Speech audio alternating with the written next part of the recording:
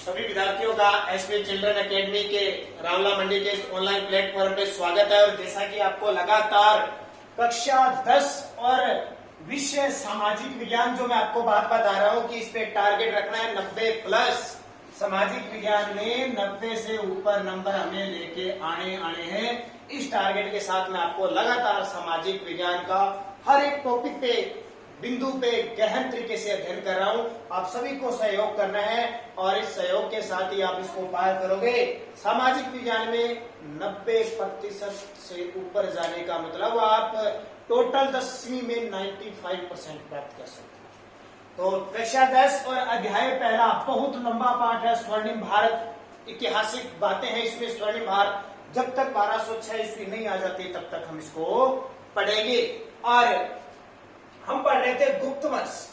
पिछले साल इस गुप्त वंश से प्रश्न आया था, क्योंकि पहला पार्ट 5 नंबर का है। 1 नंबर तो छोटा क्वेश्चन आएगा और 4 नंबर का एक बड़ा प्रश्न आएगा। तो 1 नंबर का पिछले साल देखे ना, तो प्रश्न आया था मौर्य वंश की स्थापना किसने की थी। मौर्य वंश की स्थापना, पहले पार्ट से मौर्य वंश की स्थापना तो आप बता सकते हो चंद्रगुप्त मौर्य ने। एक प्रश्न आया था, ये तो 1 नंबर का आया था। 4 नंबर का प्रश्न आया था गुप्त वंश की सांस्कृतिक उपलब्धियां, जो आज हम पढ़ेंगे। गुप्त वंश की सांस्कृतिक उपलब्धियां आज उस अध्याय में पढ़ेंगे, क्योंकि इससे पहले मौर्य वंश की सांस्कृतिक उपलब्धियां भी आ चुकी है। तो इसका मतलब गुप्त और मौर्य से तो आ चुकी है, और एक्स्ट्रा क्वेश्चनों से यहाँ आने की पूरी संभावना है। तो ठीक है, ये 2 क्वेश्चन आए थे पिछले साल। 5 नंबर का इस पार्ट से आता है, मैं बहुत बार आपको बता चुका हूँ। बात करते हैं गुप्त वंश। और गुप्त वंश में सबसे पहले हमने पढ़ा था श्रीगुप्त। श्रीगुप्त के बाद हमने पढ़ा था घटोत्कच। घटोत्कच के बाद पढ़ा था समुद्रगुप्त और ये चंद्रगुप्त। घटोत्कच के बाद चंद्रगुप्त, फिर समुद्रगुप्त, और फिर लास्ट में हमने पढ़ा था चंद्रगुप्त द्वितीय। चंद्रगुप्त द्वितीय। अब देखो, श्रीगुप्त ने गुप्त वंश की स्थापना की थी, पेपर में आ सकता है सीधा सीधा। घटोत्कच ने कौन सी उपाधि धारण की थी? महाराजा की उपाधि धारण की थी। चंद्रगुप्त प्रथम ने कौन सी उपाधि धारण की थी? तो महाराजा धीराज की उपाधि धारण की थी। कौन सी? महाराजा धीराज की उपाधि धारण की थी। और उसके बाद में समुद्रगुप्त आया, तो समुद्रगुप्त ने कौन सी उपाधि धारण की थी? कविराज की उपाधि धारण की थी। और फिर हमने पढ़ा चंद्रगुप्त द्वितीय, जिसने विक्रमादित्य की उपाधि धारण की थी। ये बात हमने सारी पढ़ ली। अब इस चंद्रगुप्त सेकंड के बाद जो शासक आता है उसका नाम होता है कुमारगुप्त महेंद्रादित्य। कुमारगुप्त कहो या महेंद्रादित्य इसका नाम था। महेंद्रादित्य इसका नाम था। इसका जो कालक्रम था वो 414 ईस्वी से लेकर 415 ईस्वी तक था।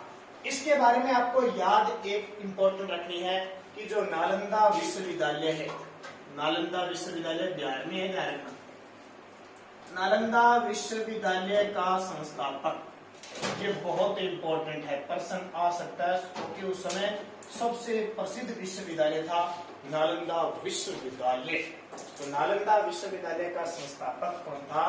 कुमारगुप्त या महेंद्रद्वितीय था। इसका जो साम्राज्य था वो सौराष्ट्र से लेकर बंगाल तक था। सौराष्ट्र से लेकर बंगाल तक। ये सौराष्ट्र ध्यान रखना कहाँ पे है? गुजरात में है। और बंगाल जो आज का बंगाल है ना, यहाँ तक इसका क्षेत्र पूर्व से पश्चिम में फैला हुआ था। किसका? इस महेंद्रद्वितीय का। और इसको अंतिम समय में जो पुष्यमित्र था, पुष्यमित्र के विद्रोह का सामना करना पड़ा था। पुष्यमित्र के विद्रोह का सामना करना था। तो मेन मुख्य मैंने आपको बातें बता दी। बाकी आपको किताब में से अच्छी तरीके से पढ़ना जल्दी हो सकता है। सितंबर महीने में आपका विद्यालय भी लग सकता है। तो क्या बात की? कुमारगुप्त महेंद्रद्वितीय 414 से 455 ईस्वी, ठीक है, 15 नहीं है, 55 ईस्वी है।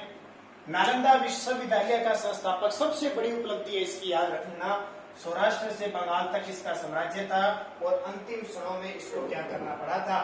तो अंतिम समय में इसको पुष्यमित्र का विद्रोह का सामना करना पड़ा। एक गुप्त वंश का शासक और रह जाता है, अंतिम स्कंदगुप्त की बात करेंगे। कौन सा? स्कंदगुप्त। फिर गुप्त वंश की सांस्कृतिक उपलब्धियां, जहां पिछले साल एग्जाम में आया था।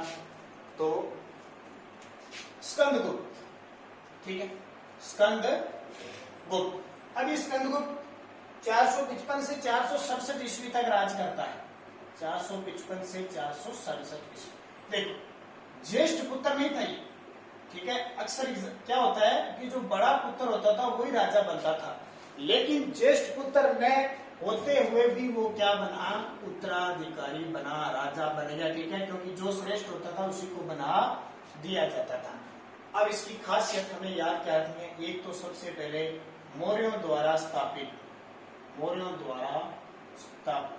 सुदर्शन झील का पुनर्निर्माण करवाया।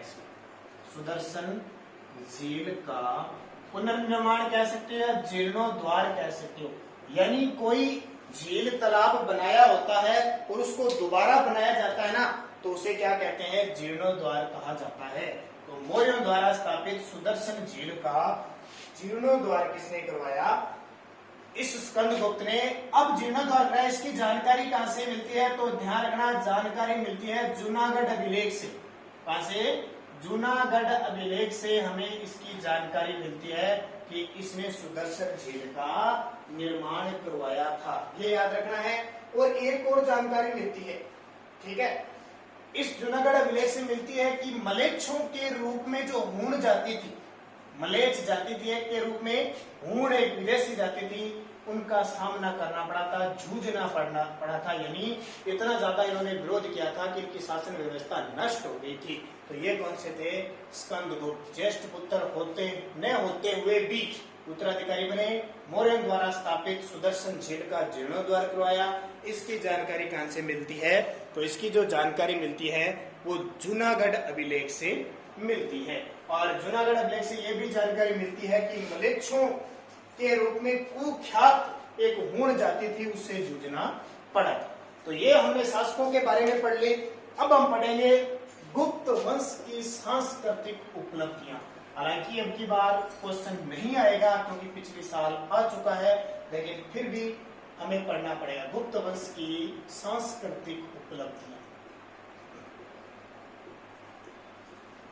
तो स्थापत्य कला के लिए जाना जाता है, स्वर्ण काल कहते हैं इस गुप्त वंश को, भारतीय हिंदुत्व का स्वर्ण काल। ये स्थापत्य कला के क्षेत्र में बहुत उन्नति की थी। तो अब देखिए, इस समय जो गुप्त वंश था उस समय किस धर्म को माना जाता था, वैदिक धर्म। वैदिक का गुप्त वंश में वैदिक धर्म को मानते थे, वैदिक धर्म के अनुयायी थे। वैदिक धर्म का मतलब क्या होता है कि जो वेद थे उनको पढ़ा जाता था, वैदिक धर्म के नहीं थे, वेदों को पढ़ा जाता था। और दो शासक समुद्रगुप्त, कौन सा, समुद्रगुप्त व कुमारगुप्त ने अश्वमेध यज्ञ करवाया। कुमारगुप्त ने अश्वमेध यज्ञ करवाया। क्या होता है अश्वमेध यज्ञ, मैंने आपको बताया था, यज्ञ करने के बाद इनका साम्राज्य कहां तक फैला हुआ है। वो अश्व का मतलब होता है घोड़े, घोड़े छोड़े जाते हैं, जहां तक वो घोड़े स्वतंत्र रूप से रहते हैं वहां तक इनका साम्राज्य क्या होता है, स्वतंत्र। जहां घोड़े पकड़े जाते हैं इसका मतलब है उनका साम्राज्य समाप्त हो गया और वहां उनको कोई चुनौती देने वाला आ गया।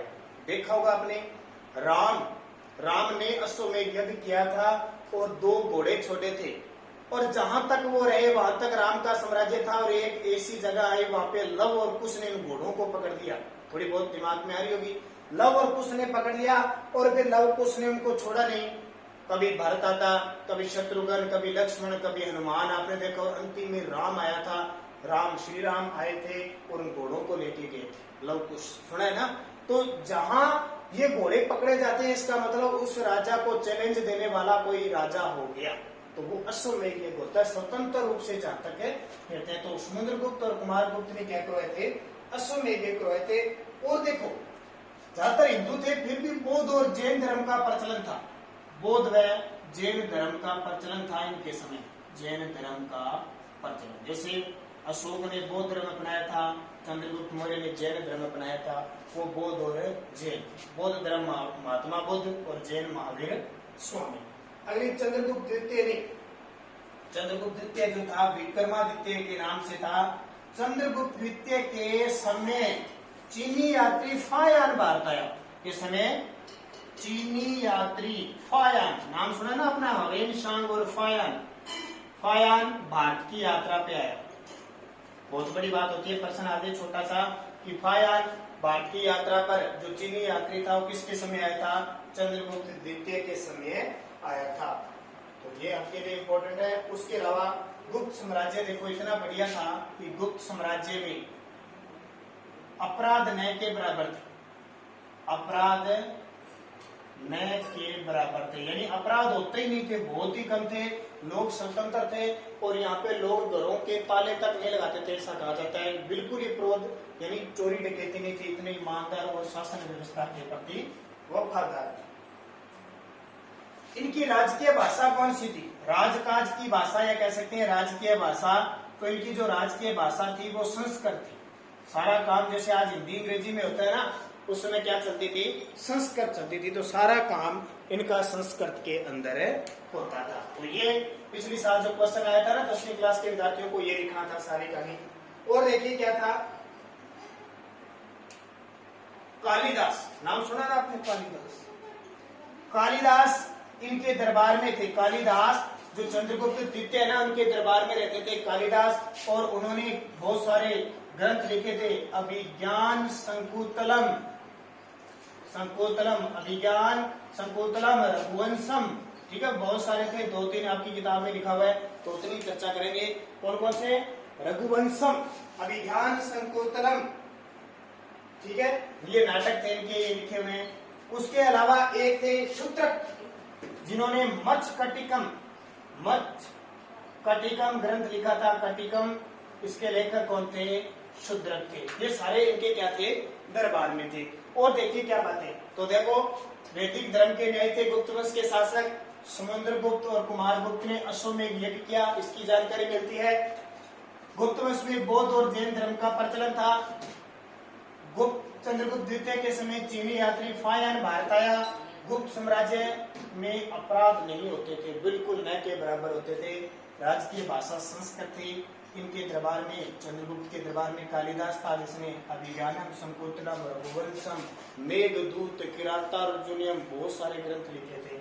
एक था मत्स्यकटिकम ग्रंथ, किसने लिखा था, शूद्रक ने। और देखिए इनकी सांस्कृतिक उपलब्धियों की बात करें, साथ साथ में किताब में से पढ़ते रहना जो मैं बातें बता रहा हूँ, क्योंकि बोर्ड पे आपको अब आपका विद्यालय नहीं लग रहा है तभी बता रहे हैं, बाकी बाद में तो आपकी क्लासों में पढ़ाया जाएगा। एक नाटक है विशाख, मुद्रा राक्षस, मुद्रा राक्षस, ये नाटक है, इसके लेखक है विशाख दत्त। विशाख दत्त मुद्रा राक्षस के दत्तक है, वो भी इनके दरबार में रहते थे। इसके अलावा एक थे कोशकार, अमर सिंह गुप्त काल में हुए, ठीक है, अमर सिंह कोशकार थे, इन्होंने अमर सिंह कृति लिखी थी, कोशकार थे अमर सिंह। रामायण महाभारत में मनु संहिता वर्तमान में गुप्त काल के सामने आई थी। जो आज वर्तमान में आप रामायण देखते हो, महाभारत देखते हो और मनु स्मृति, मनु संहिता, ये किस काल में प्रकट हुई, आपसे पूछे रामायण महाभारत मनु संहिता किस काल में प्रकट हुई, तो गुप्त काल में प्रकट हुई थी। तो ध्यान रखना। और भी नाम सुने आपने, आर्यभट्ट, ज्ञान में पढ़ते हो ना आप, आर्यभट्ट, वराहमिहिर, वराहमिहिर, आर्यभट्ट, नाम सुने बड़े बड़े खगोलीय पिंड वाले। और भी एक ब्रह्मगुप्त, ये तो क्या थे, इन्होंने खगोल विद्या बताई थी। एक ब्रह्मगुप्त थे जिसने गणित का आविष्कार किया था, गणित के विशेषज्ञ थे, ब्रह्मगुप्त गणित के थे। और उसके अलावा ज्योतिर्विज्ञान के विकास में बहुत बड़ा योगदान था, ठीक है। और इनकी स्थापत्य कला बहुत इंपॉर्टेंट थी, जैसे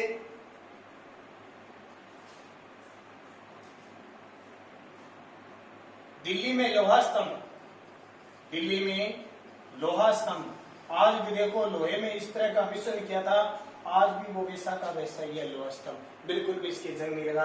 और नालंदा जो विश्वविद्यालय, नालंदा में 80 फीट की, नालंदा में 80 फीट ऊंची बुद्ध की प्रतिमा लगी हुई है, 80 फीट की बुद्ध की प्रतिमा आज भी लगी हुई है, देखो। और दूसरा एक और ध्यान रखना, सुल्तानगंज में 7.5 फुट ऊंची, सुल्तानगंज स्थान है, सुल्तानगंज में 7.5 फुट ऊंची बुद्ध की प्रतिमा है, 7.5 ऊंची बुद्ध की प्रतिमा।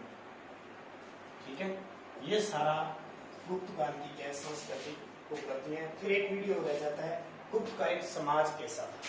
तो देखिए दोबारा मुद्रा राग से नाटक लिखा गया था इनके काल में। किसने लिखा था? विशाख दत्त ने। अमर सिंह कोशकार थे इनके समय। रामायण महाभारत मनु संहिता का प्रकट भी किस काल में हुआ? गुप्त वंश में हुआ। आर्यभट्ट ब्रह्मीर खगोल विज्ञान थे। ब्रह्मगुप्त ने गणित का था। और ये सारे क्या थे? ज्योतिर्विज्ञान से संबंधित थे। सबसे पहले यहाँ बता दिया था खगोल के बारे में, वो भी किस काल में? गुप्त काल में। दिल्ली में एक लोहा स्तंभ है जिसके प्रमाण मिलते हैं कि इनकी वास्तुकला कितनी महत्वपूर्ण थी। नालंदा में 80 फुट की बुद्ध की प्रतिमा और सुल्तानगंज में 7.5 फुट ऊंची प्रतिमा बुद्ध की प्रतिमा की स्थापत्य कला वास्तव में प्रसिद्ध। इसलिए गुप्त काल को भारतीय हिंदू काल का स्वर्ण काल कहते हैं। तो ये गुप्त काल की सांस्कृतिक उपलब्धियां, गुप्त काल हमारा पूरा हो गया। एक वीडियो में हम बात करेंगे गुप्त काल का समाज और फिर नया वंश आ जाता है वर्धन वंश।